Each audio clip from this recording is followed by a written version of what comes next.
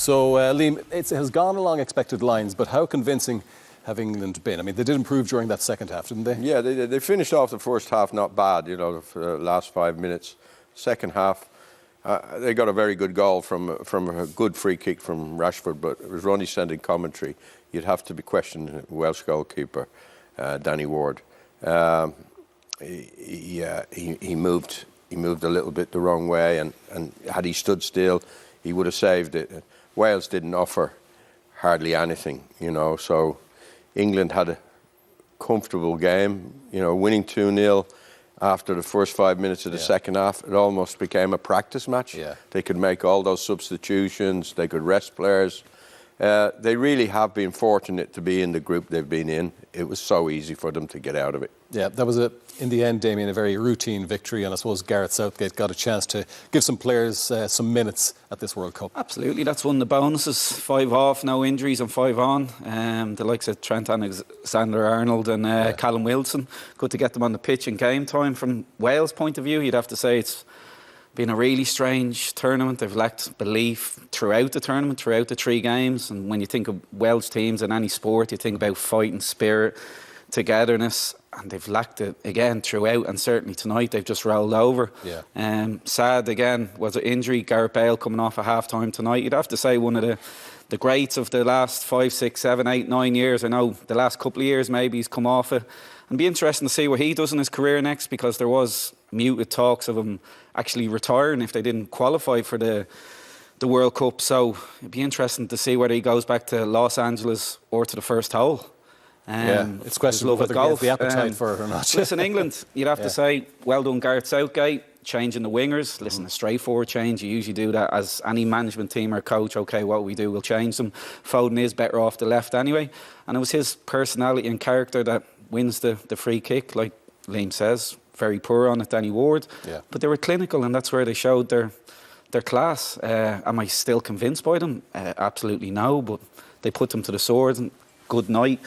And a good draw, Senegal in the next round. Yeah, it certainly is. They shouldn't fear that particular fixture, that's for sure. Liam, in the first half, I suppose Phil Foden's contribution was indifferent, but he, like a lot of England players, he grew into the game in the second half, and he drew the foul that led to Marcus Rashford's free kick. He did, yeah, he did. He switched wings, as Damien told us, and come inside here.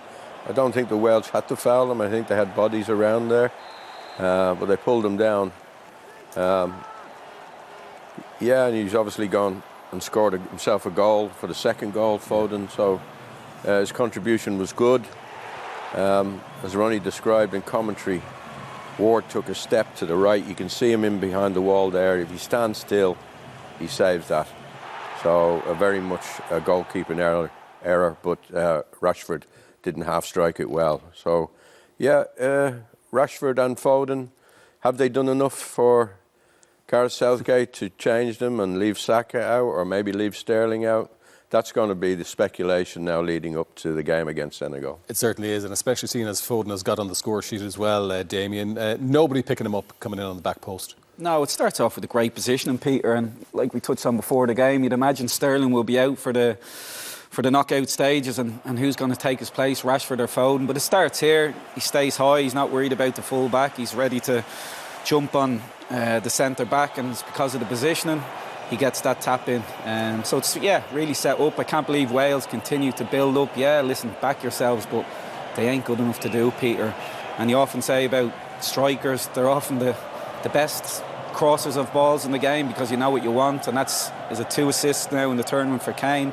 No goals, but listen, without assists there is no goals, so he's still playing a part, and he's still a danger, and he's still going to be an ever-present in the team going forward. But do you think Kane Foden, definitely spotted that run? Excuse me? Do you think Kane definitely spotted that run of Foden's? Absolutely. I think it was the first game against Iran. He made a similar assist for Sterling. So, listen, you see him do it week in, week out, and for sure he'll start the next game as well. I know there's been a debate this week about resting him, dropping him. He'll start. Yeah, and as Liam said, there'll be a debate about Marcus Rashford as well as Foden for the next starting 11, because now he's scored his 3rd goal and definitely was one of England's better players tonight, wasn't he? Yeah, absolutely. Outstanding goal, and pleased for him. Like he said in commentary, I think he's had a couple of tough years, whether because of new managers coming and going at Man United or off the field stuff, but You can see he's playing with a smile back in his face, enjoying his football, which is the first and most important thing. But this is where the issues start. Roberts, you can see it's ingrained in him.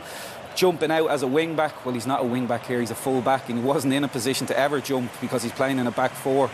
And all of a sudden he's facing an uphill battle, and because of wanting to jump forward, all of a sudden he's Rashford in the box, and there's only going to be one winner there. So again, poor from the goalkeeper, you'd say, even though it's from a short distance. So for as poor as Wales were defensively, England were clinical. Yeah, it's probably fair to say though, Liam, England haven't really been tested throughout this group. The United States gave them a decent game, you know, and the American midfield played particularly well, but they've yet to face a top side. That's right, and they weren't convincing against a very committed United States team. So they haven't really played anybody yet, and you know, even Senegal is a good draw for them, although I do expect that Senegal will give them a better game than any of the three teams they've had in their group. You know, Iran didn't show up. Maybe there was problems at home and so forth. They were in a situation, the Iranian players, but they never showed up for that match. England knocked 6 past them.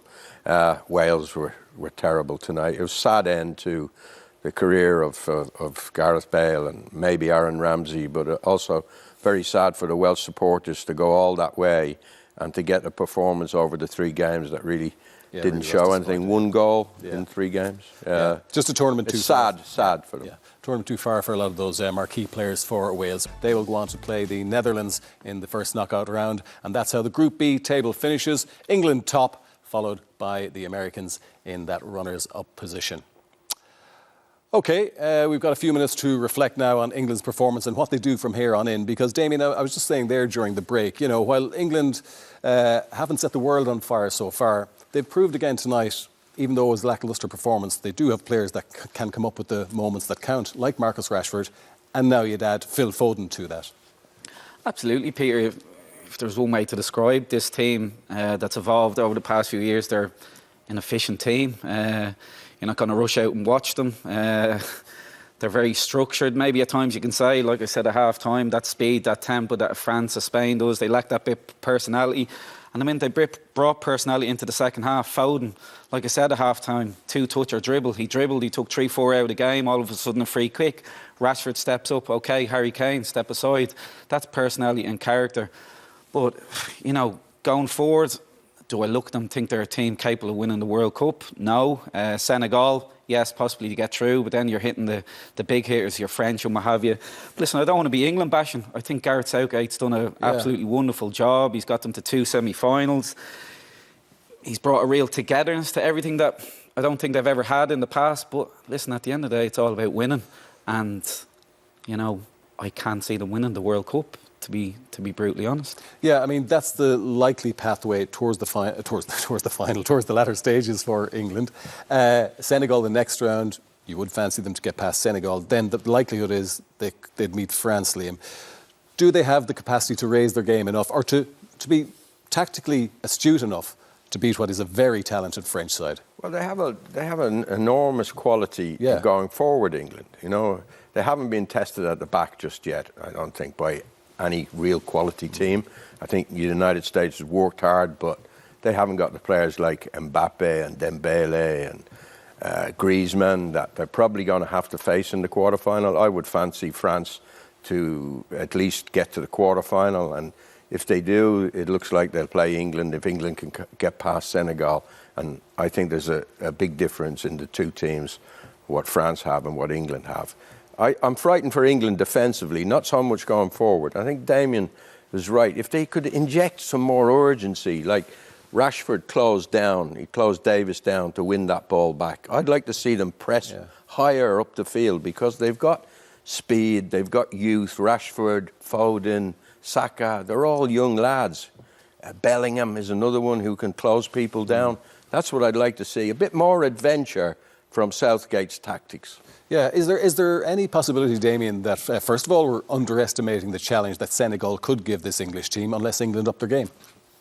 No, listen, I think England will be hot favourites to go through, and rightly so. Listen, they've some of the best players in the world, but as we've seen for many, many years, since 1966 in fact, the jersey does weigh heavy, let's be honest. And I found it interesting.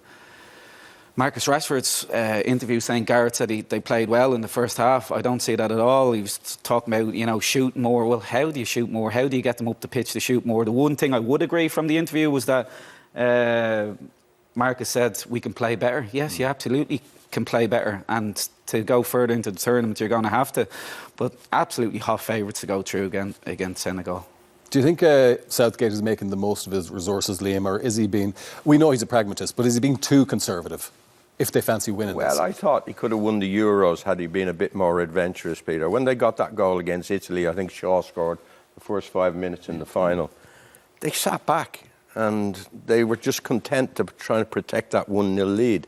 With the array of talent they have, Harry Kane and all the kids I mentioned, they should go for it, I think. They should really try and go get second goal, get a third goal. They don't seem to have that in their makeup, and whether it's that Southgate or not remains to be seen. Senegal should be okay because they haven't got Mane, have they? And they look as if they could struggle up front to score goals. So I think they'll give England more of a test than they've had in the group stage so far. OK, well, as always, we will watch England's progress with great interest.